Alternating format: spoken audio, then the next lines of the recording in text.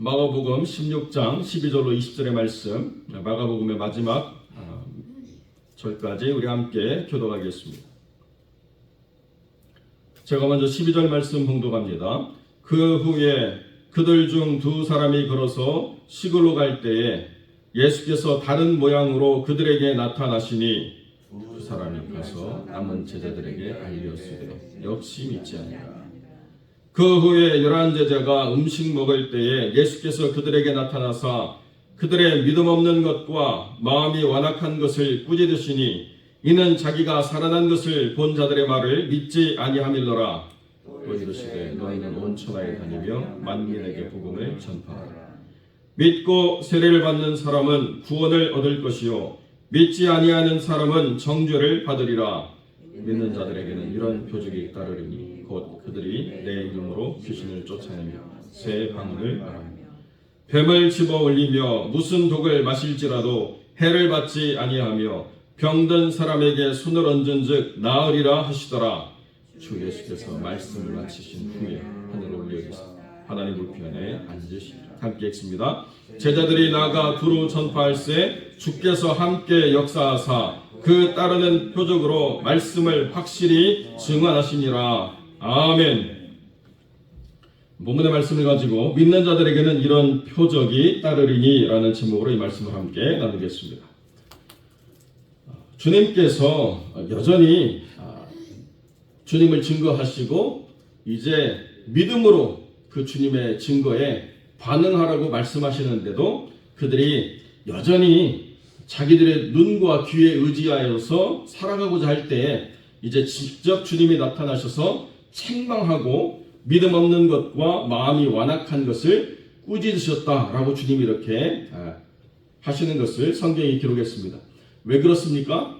더 이상 이제 주님이 직접적으로 모든 예수 믿는 사람들에게 나타나셔서 주님을 증거하실 필요가 없다는 것입니다. 이제는 주님이 죽으시고 부활하사 살아나셨다는 것을 경험한 자들의 증언을 통해서 그들의 전파를 통해서 예수 믿도록 주님이 그 뜻을 정하셨는데 계속 내 눈에 봐야 되고 내 귀에 내가 들려야 되고 그 못자국과 창자국에 내가 손을 찔러 봐야만 내가 믿겠다라고 하는 그 상태가 불신앙이고 완악한 것이라고 주님이 책망하신다는 거예요.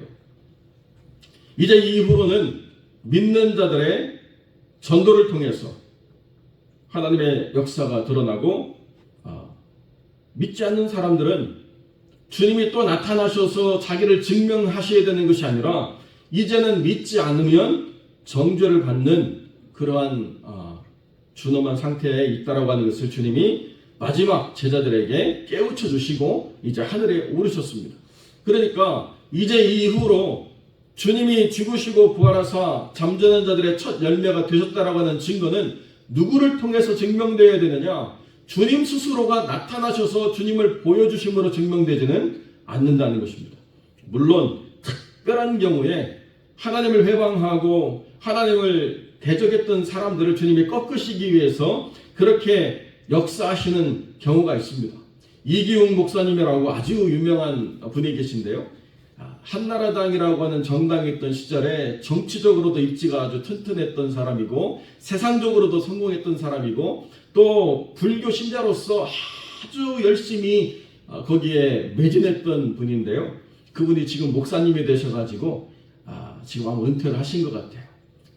자기 아내가 예수를 믿게 되니까 막 너무 화가 나가지고 성경책을 다 찢어버리고 막 자기 아내가 간 곳에서 도대체 무슨 일이 나는지 자기가 가가지고 실상을 파악해 보겠다고 갔다가 자기도 모르는 사이에 자기가 막 다 옷이 찢어져 있는 거예요. 성령이 임해가지고 막 몸이 뜨거워져서 자기도 모르는 사이에 막 벗고 찢고 해가지고 속옷이 막 너덜너덜해질 정도로 자기가 그렇게 불을 받아서 이제는 주님을 부인하고는 살래야 살 수가 없는 믿음의 사람이 되었다는 것이죠. 그래서 열심으로 목회하시는 그런 간증하시는 것들을 봤습니다. 천국과 지옥을 본인이 경험하고 완전히 예수의 증인으로서 살아가게 되었다. 특별한 경우에 그런 경우가 있기는 합니다. 그렇게 완악하게 주님을 대적하다가 바울처럼 산산이 깨지고 생명 걸고 예수 증거하는 사람으로 변화되는 그 사람들도 있기는 있습니다. 그러나 그것이 보편적인 기준이 아니라는 거죠. 보편적인 기준은 뭐해야 되느냐? 예수 믿는 우리를 통해서 복음이 전파될 때 믿고 세례를 받으면 구원을 얻을 것이고 믿지 아니하면 정죄를 받을 것이다. 이게 원론이라는 거예요. 이게 기준이라는 것입니다. 그러니까 이번에 우리가 40명을 작정하고 전하지만은 속히 주께로 돌아오는 그러한 영혼들은 구원을 받을 것이고 세례를 받게 되고 계속 거기에 머물러 있으면 하나님의 진노 아래 머무르는 삶으로 삶의 여정이 이어질 것이라고 하는 것이 있다는 것이죠. 그러니까 이제 주님은 누구를 통해서 자기를 증명하기를 원하시느냐? 예수 믿는 우리를 통해서 주님이 증거되기를 원하신다는 것입니다. 다른 방법이 없다는 거예요. 다른 특별한 어떤 것들로 하나님이 신이 증명하시면 얼마나 우리가 쉽고 편할까? 아니라는 것입니다. 우리가 해야 돼요. 우리가 복음을 증거하고 우리가 믿지 않는 영혼들에게 주님이 당신을 위해서 죽으시고 또 부활하사 영원한 생명을 우리에게 허락하시고 새롭고 산 길을 우리에게 주셨다. 그 길로 나아가야 된다라고 하는 권면을 우리가 행하지 않으면 어느 누구도 예수 믿을 사람이 이제는 없다는 것입니다. 그러니까 우리에게 복음을 증거하는 이 사명이라고 하는 것은 교회가 존재해야 될 가장 중요한 이유라는 것입니다. 우리가 이번에 작정해서 얼마나 많은 영혼들을 주께로 돌이키려는지 우리는 알 수 없지만 여기 우리가 전하는 것이 우리의 사명이라는 것만 우리가 명확하게 깨달아도 우리는 하나님 안에서 부끄러움이 없는 믿음의 삶으로 교회가 세워져 가게 될 것이라는 거죠. 믿고 안 믿고는 우리의 손에 달려있지 않습니다. 어떻게든지 우리가 그 영혼을 구원해내기 위해서 또 노력하고 애쓰고 수고해야 될 것들은 맞지만 그럼에도 불구하고 참 안타깝게 끝까지 믿음을 갖지 않으려고 하는 사람들이 계속 자신의 삶을 허비한 채 살아가는 것 보는 것이 또 우리의 삶에서 경험되어진 부분이 있습니다. 그렇지만 우리가 어떤 사람, 내가 기대한 어떤 사람이 속히 예수 믿고 돌아오는 것이 내 눈앞에서 이루어지지 않는다 하더라도 나의 기도와 나의 복음 증거가 실패한 것은 아니라는 거예요. 하나님께서는 어떻게 그 삶을 이끌어 가실지 우리는 아무도 알 수 없습니다. 나를 통하지 않고 또 다른 사람들을 통해서 또 다른 삶의 자리에서 하나님이 그 영혼을 주께로 인도하실 수도 있는 것이기 때문에 우리는 우리의 눈으로 어떠한 증거가 보이든지 보이지 않든지 우리의 눈으로 보는 걸로 우리가 우리의 믿음을 드러내려고 하는 것이 아니라 주님이 명령하신 명령을 순종함으로 우리의 믿음을 드러내야 된다라고 하는 것이 우리에게 주신 하나님 말씀이라는 거죠. 그러니까 결코 안 될 것 같은 사람이라 할지라도 우리가 전해야 되는 그 사명이라고 한다면 계속 증거해야 되는 것입니다. 계속 두드려야 되는 거예요. 그거 이외에는 답이 없습니다. 그리고 난 다음에 주님이 뭐라고 말씀하시느냐? 믿는 자들에게는 이런 표적이 따른다라고 말씀하셨습니다. 왜 이런 표적이 따를까요? 이제 예수님의 자기 증거를 대신하기 위한 특별한 증명이 있어야 된다고 한다면 믿는 자들을 통해서 드러나는 표적, 이것이 예수님의 자기 증명을 이제 대신하는 중요한 부분이 된다는 것입니다. 지금 예수님은 우리 눈앞에 보이지 않지만 예수 믿는 사람들을 통한 표적이 예수님이 누구이신가와 예수님이 어떻게 우리에게 역사하시는가를 드러내는 중요한 증거가 되게 된다는 것이죠. 19절에 보면 주님이 하늘로 올려주셨지만은 20절에 보면 주께서 함께 역사하셨다고 말씀하시기 때문에 주님은 우리와 함께 이 모든 삶을 동행하시고 이끌어가시는 주님이라시는 것을 분명히 우리가 깨닫게 된다는 것입니다. 우리를 방치하시고 우리를 돌보지 아니하시는 하나님이 아니라 믿음 안에서 우리의 한계를 벗어나려고 하는 모든 도전과 순종 가운데서 하나님은 분명한 표적을 드러내신다라고 말씀한다는 거죠. 그런데 문제가 어디 있느냐? 지금 14절에 주님이 꾸짖으신 대로 믿음 없는 것과 마음이 완악한 것을 주님이 용납하지 않으신 것처럼 우리의 삶에서 굳이 평안하게 살아가고 있는데 우리가 경험하지 않는 삶의 자리로 우리를 밀어넣어가지고 굳이 드러내고 싶지 않은 표적을 우리가 드러내야 됩니까? 나의 이 평안한 삶을 깨뜨리고 싶지 않습니다라고 하는 것이 믿음 없는 상태와 완악한 것을 드러내는 상태에 다르지 않다라고 주님 말씀하신다는 거예요. 그러니까 표적은 뭐냐? 표적이라고 하는 것은 내가 일상에 살아가고 있는 삶에 늘 반복되어지는 것에서 표적이 드러날 수 없는 거죠. 그것은 그냥 삶의 방식일 뿐입니다. 주님을 믿고 따르는 삶의 방식이죠. 그러나 표적이라는 건 뭐냐? 때로는 그 삶의 방식을 벗어나는 삶의 순간을 경험하게 될 때 그것을 믿음으로 순종해서 만들어내는 그런 상황이 하나님의 강권하심으로 이루어질 때는 그때는 표적이 필요하다는 거예요. 그때는 하나님이 우리와 함께 하사 그 따르는 표적으로 말씀을 증언하시는 분명한 역사가 이루어져야 된다는 것입니다. 그것이 아니라고 한다면 그냥 마음 수양 이외에는 또는 다른 종교적인 철학 이외에는 구별되는 가치가 드러나지 않는다는 거예요. 그러니까 굳이 그런 상황을 내가 경험하고 싶지 않다라고 머물러 있는 것이 건강한 것이 아니라는 것이죠. 때로는 주님이 믿음으로 도전하라고 말씀하실 때 믿음의 지경을 넓히기 위해서 이것이 나에게 주어진 믿음의 증명의 자리라고 이야기한다면 표적을 주시옵소서. 하나님이 역사해 주시옵소서. 감당할 수 있는 힘을 주시고 주님이 나와 함께 역사하셔서 확실히 증언하시는 하나님의 증거를 드러내 주시옵소서라고 우리가 믿고 주님이 일하실 것을 기대해 보는 거죠. 그때 우리의 생각으로는 생각할 수 없는 하나님의 역사가 우리로 하나님의 역사를 이루시는 놀라운 일들을 경험하게 된다는 것입니다.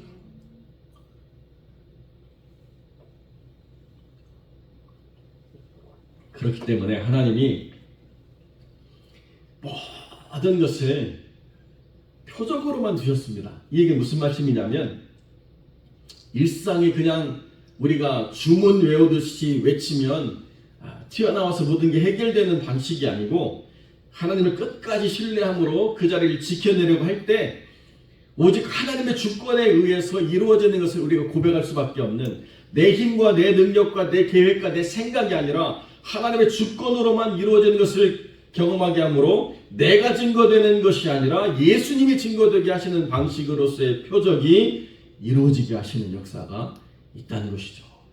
그러니까 그때까지는 어떻게 해야 되느냐? 믿고 따르는 자가 되어야 된다는 것입니다.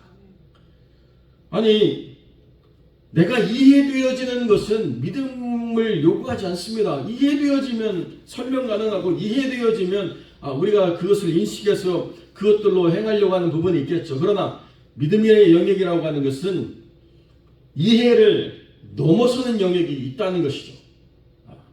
무지와 또 지혜 없음의 영역이 믿음이 아니라 분명히 하나님이 우리에게 이해시켜주고자 하시는 것이 있지만 때로는 그것을 넘어서는 영역이 있기 때문에 믿음으로만 하나님께 나아가기 작정하는 사람들에게 주어지시는 특별한 역사가 있다는 것이죠. 그러니까 믿음을 증명해봐라.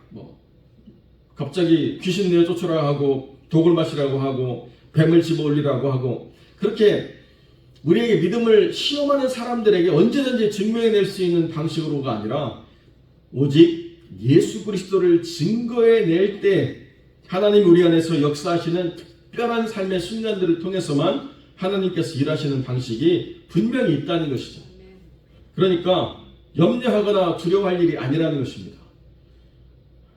우리가 할 수 있는 것만 하고 우리가 이해되어지는 것만 하고 우리가 깨달은 대로만 살아간다고 한다면 표적이라는 게 무슨 필요가 있습니까? 열심으로 살아가면 되죠. 내 생각으로 살아가면 되고 내가 원하는 방식으로 살아가면 되고 더 이상 무언가 불편한 일들을 만들 이유가 없는 거예요. 근데 왜 우리 하나님께서 불편함을 감수하고라도 이러한 일들을 이뤄내라고 말씀하셨느냐? 하나님 안에서 예수 그리스도가 우리의 삶에서 증거되어야 되기 때문에 주님이 그렇게 역사하신다는 것입니다. 그러니까 특정한 조건에 부합하는 몇몇 사람들에게만 이루어지는 일이 아니에요.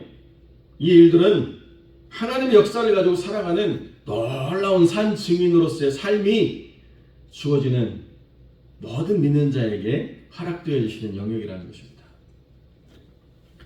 우리 전도위원회를 통해서 우리 당회에서 이렇게 준비하고 있는 연말에 집회가 있는데요. 그 목사님 그 간증을 보면 야, 저런 삶은 나는 살고 싶지 않다 그렇게 생각한 부분이 있을 수도 있겠지만은 그것을 통해서 주님이 뭘 말씀하셨느냐? Sign and wonder, 표적과 기사가 예수 그리스도를 증거해내기 위해서 때로는 우리가 원치 않는 삶으로 무언가가 들어와서 우리를 힘들게 하는 부분이 얼마든지 있을 수 있다는 것입니다. 그러나 결코 낭망해서는 안 된다는 거죠.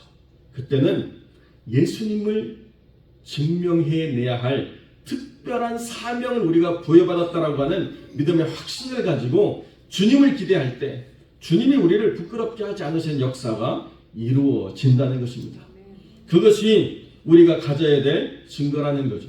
사랑하는 성도 여러분, 우리의 힘과 우리의 경험과 우리의 능력으로만 하나님이 일하시지 않습니다. 그러니까 우리가 때로는 이해되어지지 않고 경험되어지지 않은 거라 할지라도 두려워하거나 미리 속단하거나 주저앉을 필요가 없습니다. 하나님께서 우리에게 그 삶의 자리를 허락하셨다고 한다면 하나님이 무엇을 우리에게 원하시는가? 하나님이 우리와 함께 하시는 것을 증명해내기를 원하시는 하나님의 뜻이 있다. 이게 우리의 삶에서 기대가 되어지는 부분 아니겠습니까? 저와 여러분 모두가 이 화평장로교회를 통해서 예수 그리스도가 증거되고 우리를 통해 하나님 역사하시는 증거를 갖기를 원한다라고 저는 분명히 믿습니다. 그렇기 때문에 우리가 영혼을 작정했고 우리가 선교를 작정하는 것입니다. 우리 선교사님하고 이렇게 계속 메일을 주고받는데요. 아이들이 한 250명 있대요. 근데 저도 가서 아이들한테 뭘 해야 될지를 모릅니다. 250명, 한꺼번에 250명이 모이는 건 아니지만 50명, 60명 이렇게 모이는 아이들과 뭘 해야 될까요? 스페니시도 몰라요. 뭐 특별한 것들을 가지고 갈 수 있는 제약이 있어서 또 가지고 갈 수도 없어요. 그냥 현지에서 우리가 뭔가를 해내야 돼요. 그렇지만 그래서 못한다라고는 말하지 않고 싶다는 것입니다. 가서 하나님이 행하실 일들이 있다는 거예요. 물론 우리가 토요일마다 준비해서 이런 것도 해보고 저런 것도 해보지만 안 될 수도 있어요. 그런데 안 되기 때문에 못하는 것이 아닙니다. 저희가 처음에 필리핀 선교 갈 때요. 필리핀 말로 인형극을 준비했습니다. 인형도 만들고 대사도 받아가지고 막 외우고 그랬는데요. 아버지 가방으로 들어가 버렸어요. 막 그거 하는데요. 사람들이 웃지 않아야 될 때 막 웃고 난리가 났어요.